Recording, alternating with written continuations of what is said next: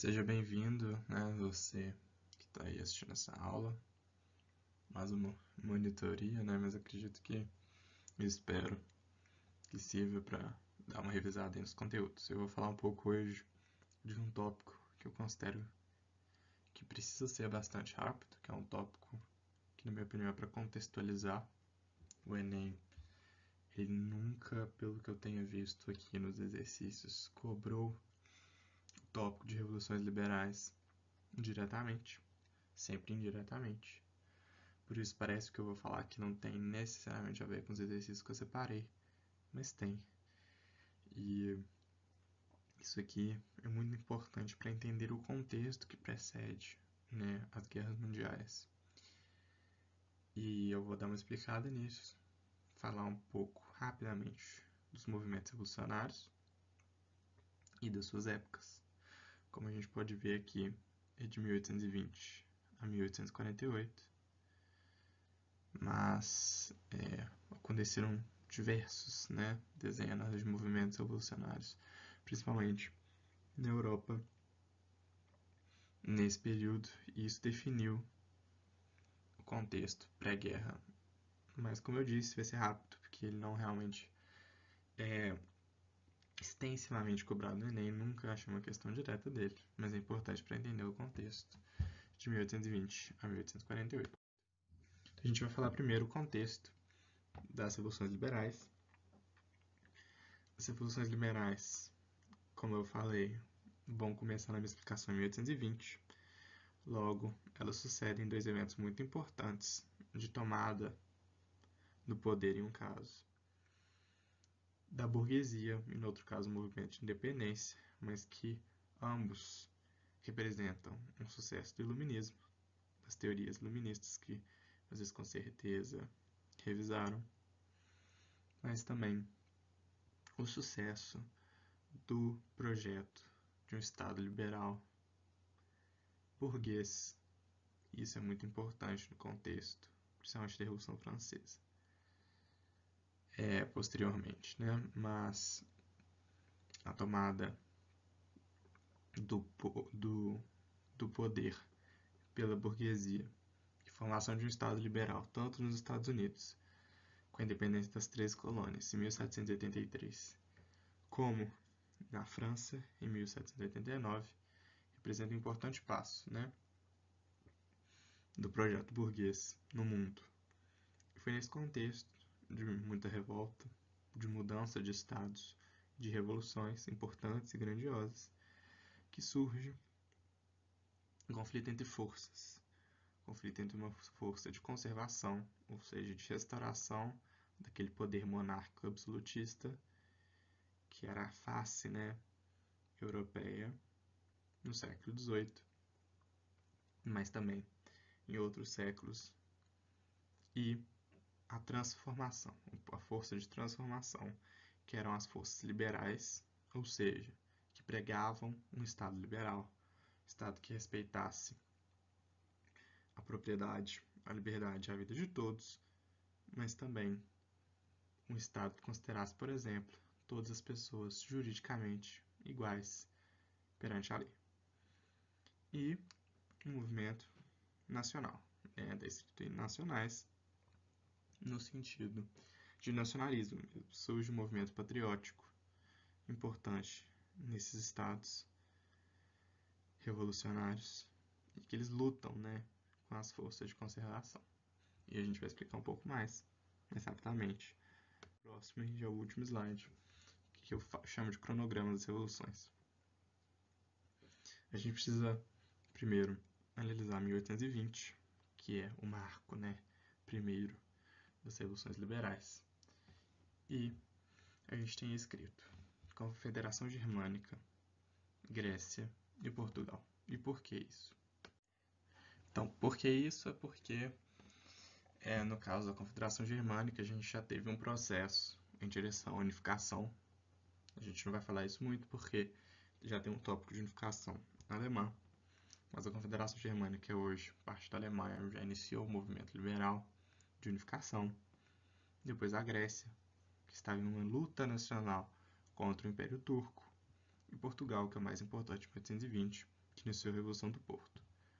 A Revolução do Porto é importante destacar, principalmente com seu papel no Brasil. A Revolução do Porto é uma revolução liberal, que a principal demanda dos revolucionários era a volta do rei de Portugal, Dom João IV, para Portugal. Eles estavam, nesse caso, no Brasil, nessa época no Brasil ainda, 2 anos aí antes da independência.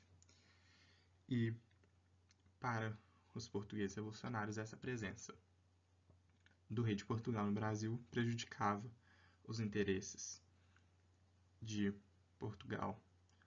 Porque, por exemplo, logo quando Dom João chegou ao Brasil, ele assinou, como vocês sabem, a lei que abriu os portos brasileiros a outras nações, o que foi muito mal visto em Portugal, porque aquela exclusividade entre metrópole e colônia favorecia os comerciantes portugueses.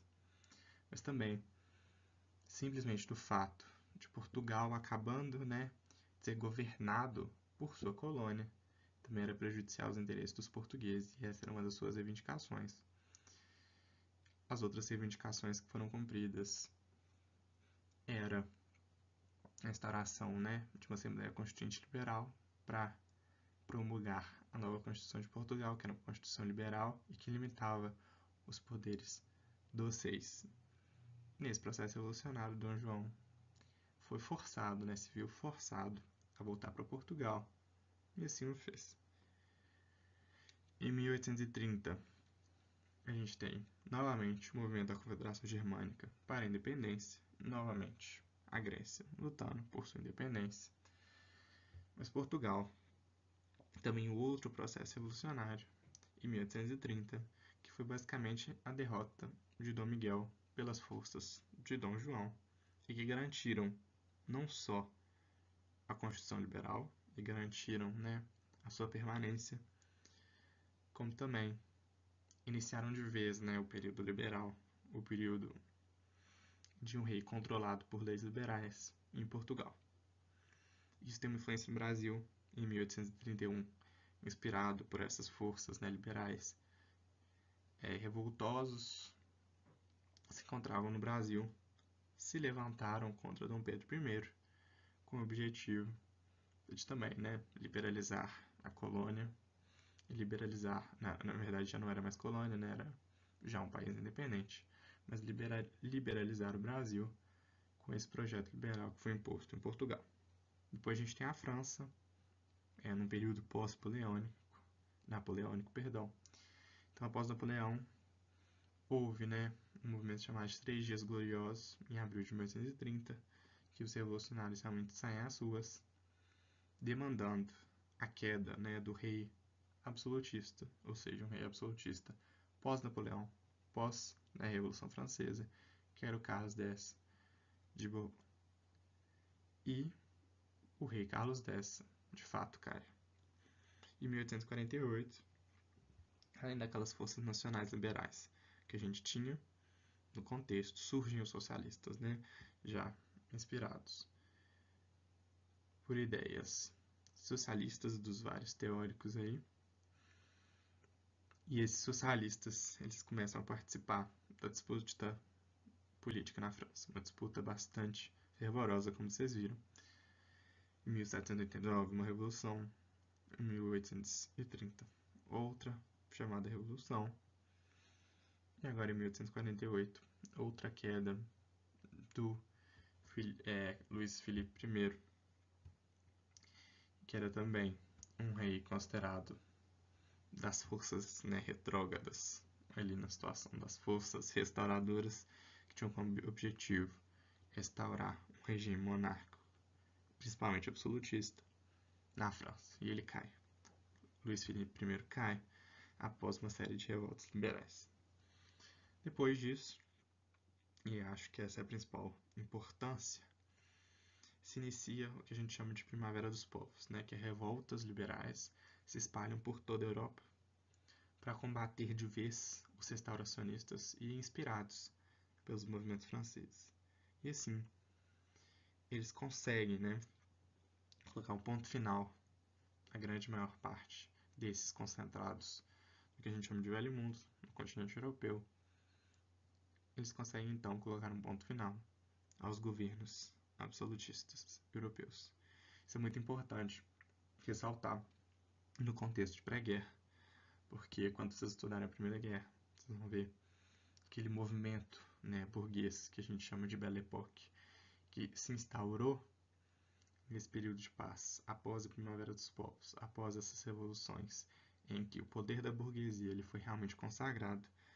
A Belle Époque ele é um dos motivos da instauração de uma Primeira Guerra Mundial. Ela influenciou, obviamente, um movimento que se instaurou, que culminou na Primeira Guerra Mundial, além de tantos outros. Então é importante entender que após as revoluções liberais, principalmente em 1848, com a Primavera dos Povos, houve o fim dos restauracionistas, dos governos absolutistas na Europa, mas houve o início de um governo burguês liberal que se instaurou, né, por todo o velho mundo e influenciou por meio de um movimento que também é cultural, mas bastante social, que é a Belle Époque, e acabou culminando, né, nas grandes guerras. E é isso. Acredito que tenha dado um resumo bem, não um tópico muito extenso, e nem deveria ser, porque ele não é cobrado diretamente no Enem. Obrigado.